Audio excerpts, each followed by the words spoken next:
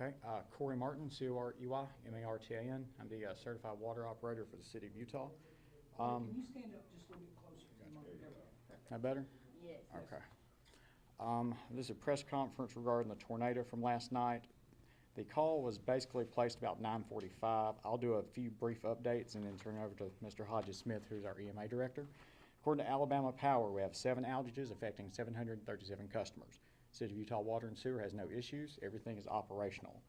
We have an AT&T outage due to a cell phone tower running on generator. They're bringing us a replacement temporary tower through the FirstNet program. They'll be here within an hour and a half. National Weather Service has not confirmed whether a tornado has occurred or whether it's straight line wind. They're still investigating. They're en route. And at that point, I'll Hodges Smith, Hodges, Smith, Greene County EMA Director. First of all, from the tornado last night, our straight line wind, once that will be determined, we had several families that were displaced. We are doing assessments right now to trying to get a final grip on everything was going on. We have a lot of trees down, power outage, road closures in one community right now. We still have change crews that are cutting those trees out right now, and we still assessing the damage. We haven't did the home assessments yet, but that's coming in the next day. How many families, I know that they're at Carver High School, correct, or they're at a local school? Yes. What's their status right now? I'm gonna have to let Matt answer that. I don't have the families there. I've been out in the field trying to coordinate this cleanup effort. Gotcha. What kind of damages have you seen on your efforts this morning? We have house damages. The trees have fell on houses. We had one apartment complex, the roof got blown off. Mostly house damages there, and quite a few of those it was. I don't have the total number yet because I haven't did all my assessments yet. So obviously, we don't know if this was a straight line wind or an actual tornado. Not at this time. Your thoughts, just how miraculous that is that there was no loss of life last night? Go. That was a miracle. That was God in taking care of Greene County. I'm thankful for that too.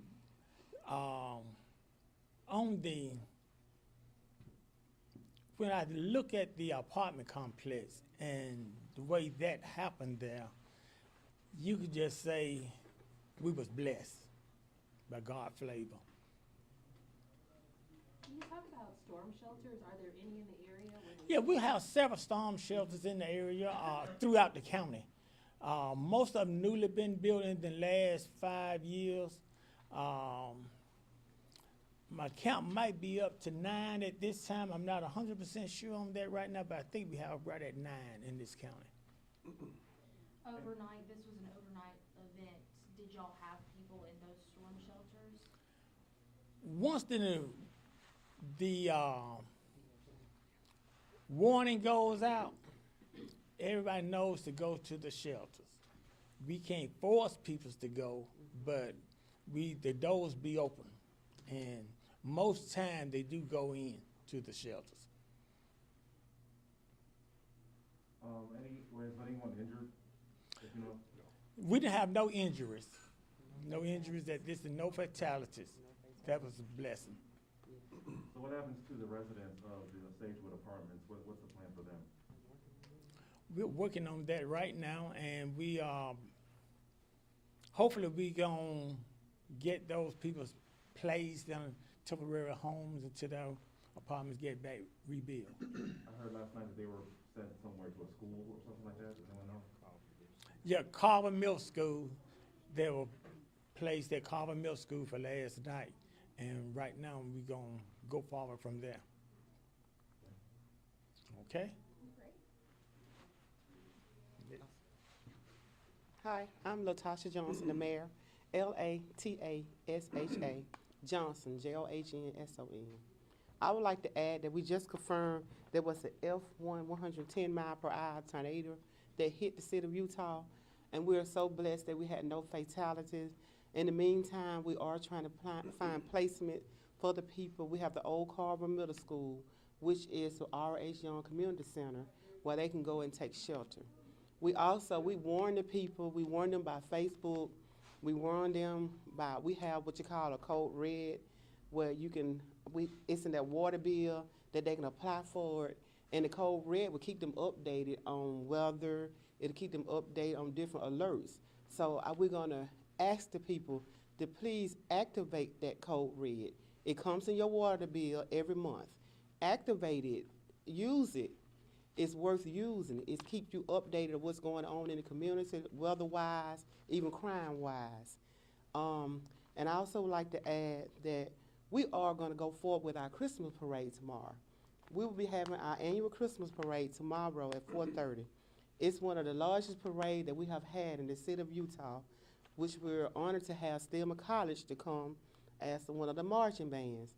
So we're going to continue as a community. We're going to work on cleaning up the debris, a lot of trees down, people dislocated. But we're going to go forward tomorrow with the Christmas parade, and we're just going to ask God to give us strength to get past this. Tasha, how thankful are you that there was no loss of life? What's in your heart right now? How much of a blessing is that nobody died? Oh my God, I am so grateful. I am so thankful that no fatality, no one got injured. It's just truly a blessing. And that's why we're going to continue to stay in the Christmas spirit. As when y'all walk through the front door, y'all notice how much we are in the Christmas spirit. We're going to keep Christ, and we're going to continue to pray, and we're going to help the people in a way that we can. Mayor, it's Christmas time. What's going to be done for these families? I know it's real fresh, it just happened, but what can people do? Are you guys going to start taking donations or anything for them? We are. We do have a local disaster committee, and I'll let our EMA, elaborate on that. We just joined this organization. We just got it together. So we are going to be taking donations. We are going to ask people to help in any way that they can. And we're going to go forward. We're not going to let this stop us. We're not going to let this run our Christmas. We're going to be joyful and thank God that no one got killed, no fatality. When you got out there this morning, what did you see when you first saw Sagewood? What went through your head? I was like, oh my God, I pray no one is killed or hurt. Okay. As a nurse perspective, I am a nurse also. So my instinct was to get in there and help. But I thank God for my police officers. They was there, this EMS director, they was all there on site to help get the people that was trapped in. We had several tenants in Sagewood that was trapped inside those homes. So we all pulled together, we worked together, and we got them out, and thank God, no fatalities. What other support do you need right now? I know you were saying donations are going to be coming in. What other support do you need from surrounding communities that weren't hit as hard? Oh wow, we're gonna need. I know we're working on a shelter for those people. We're gonna need food. We're gonna need clothing, because some people lost clothing because we had a second tornado to come after the first one, and so we just need food, clothing, water, items like that. Have you been by the middle school to see those people who've been displaced? No, I haven't been. I went over there last night, but I couldn't quite get through because all the trees are down. So the middle school, from my understanding, didn't get hit, but a lot of trees are down at the middle school. And we have some families over there, that homes got hit, but no one got injured over there, just damages to homes and a lot of trees down. I guess where the families are that were displaced from the apartment complex, have you been to see them at all? Do you know how many families there are? Now, from my understanding, I know it's a total of 16 apartment that was hit. It was 16 apartment that's totally ruined, damaged, and I'm not quite sure how many lives in each apartment, but we will have a total count when our EMA director does his assessment. Natasha, this is not your first rodeo. This happened, I think, last year or the year before, at another street in Eutaw, built for homes. Yes. How does that prepare you to deal with what happened last night and other disasters? I must say, when it hit Branch Heights, that was my first rodeo, so I had a little experience how to stay more calmer, and pray a little more. But I must say, working together as a team, as you see, we're all here, that makes a lot of difference, and we have the community come together working. So it makes a lot of difference when we all work together on the same page. And you mentioned that the Christmas parade is going to continue tomorrow. Why is that so important to stay focused on that during this time? It's very important to stay focused on them. First of all, we want the Christmas parade to bring some joy. At times like this, so many things going through your mind, you know. I don't have anywhere to go. I need help. So I'm praying and hoping that the Christmas parade will continue to keep the spirit here in Eutaw. That's what I'm hoping, that we will go forward, that people will come out, enjoy. We will have vendors all over. We're going to have food for them, you know. So just enjoy, relax, and not think about it. Because the main thing, they lost their homes. Yes, that's sad. But they could have lost their lives. Material things can be replaced, but a life can't.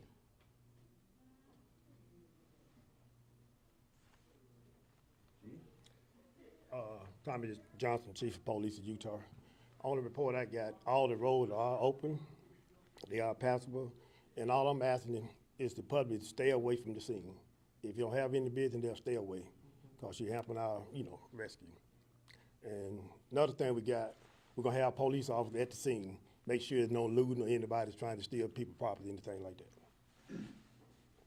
You'll talk about AT&T, the service down here, being out. How is that in communicating with your partners throughout the night, making sure that people got to where they needed to be at?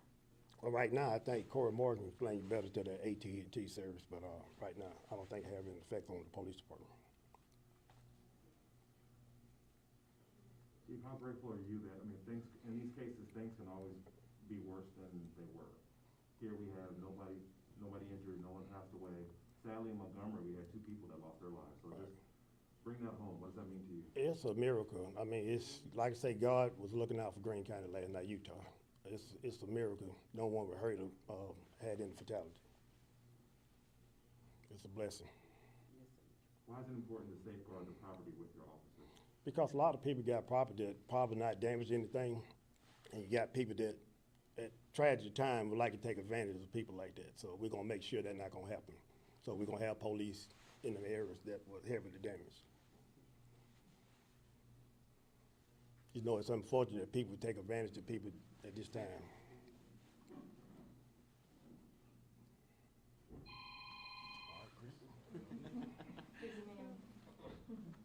Christopher Jones, CHRISTOPHER JONES, the Director of Greene County Ambulance Service. Had 2 crews on last night. The AT&T did affect our communication. We had no communication with the dispatch office. I had to physically drive over and go in and get call reports, and Sagewood is the first place we went, assisted with making sure there was nobody injured there. Then we moved over to the neighborhood behind Kirkwood. We did free a lady from a house back there. Me and my crews had to walk on foot through the whole neighborhood because we had no access due to the trees. No injuries there. We did help that lady. A lot of damage in that neighborhood. I was able to talk to Hale County. I did have their support. They did have an ambulance for us if we needed it. We were completely cut off from the northern part of the county. Mesopotamia was blocked. We couldn't get to the interstate. Highway 11 was blocked in multiple places. We could not get up there. But I was in contact with North Star and had a plan for that if we had service needs up there, but luckily we did not. And like I said, no fatalities, no injuries, and it is a miracle. I've been in a lot of tornadoes, the one in Tuscaloosa in 2011, the one in Branch Heights here, and it's amazing that nobody was hurt, given the damage, especially at Sagewood. Any idea how many homes, I know the apartment complex, but how many structures were damaged in the city? It was hard to tell because how dark it was, but I seen at least 6 or 7 houses over here behind Kirkwood last night. But like I said, other than that, there's so many, all the power outages, and it was so dark over in there, it was hard to tell.